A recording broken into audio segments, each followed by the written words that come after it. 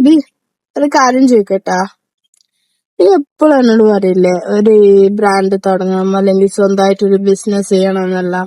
എന്തുകൊണ്ടാ? അത് ഇപ്പൊ നമ്മളെ സൊസൈറ്റി ക്രിയേറ്റ് ചെയ്ത് വെച്ചിട്ടുള്ള ഒരു സിസ്റ്റം ഉണ്ട്. ഓക്കെ, ആ സിസ്റ്റം പ്രകാരം മിഡിൽ ക്ലാസ് ആയിട്ടുള്ള അല്ലെങ്കിൽ ലോവർ ക്ലാസ് ആയിട്ടുള്ള ഒരാള് ഒരിക്കലും സക്സസ്ഫുൾ അല്ലെങ്കിൽ റിച്ച് ഓർ അൾട്രാ റിച്ച് ആവില്ല ഒരിക്കലും.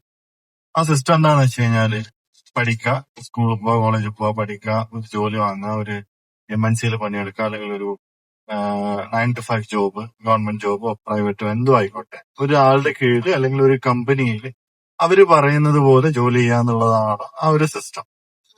ആ പാറ്റേൺ അതൊരു പാറ്റേൺ ആണ്.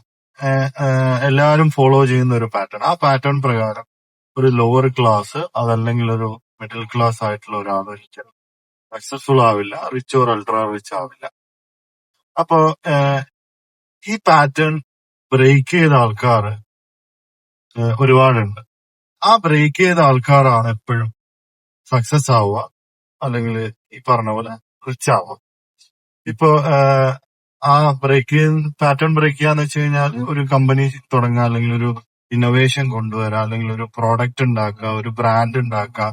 കൊമേഴ്സ് ബിസിനസ് ചെയ്യുന്ന എത്രയോ ആൾക്കാരുണ്ട് ഇപ്പോ, അല്ലെങ്കിൽ നോർമലി സാധാ ബിസിനസ് ചെയ്യുന്ന ഒരാൾക്കാരുണ്ട്.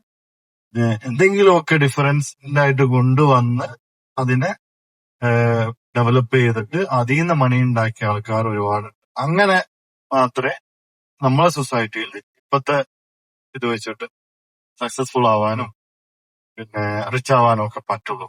ഫൈനാൻഷ്യൽ ഇൻഡിപെൻഡൻസ് വേണമെന്നുണ്ടെങ്കിൽ ഇങ്ങനെ എന്തെങ്കിലും ചെയ്തേ പറ്റുള്ളൂ. അങ്ങനെ ചെയ്യണമെന്നുണ്ടെങ്കിൽ ഒരു ബ്രാൻഡ് ഉണ്ടാക്കണം, അല്ലെങ്കിൽ എന്തെങ്കിലുമൊക്കെ ബിസിനസ് ചെയ്യണം.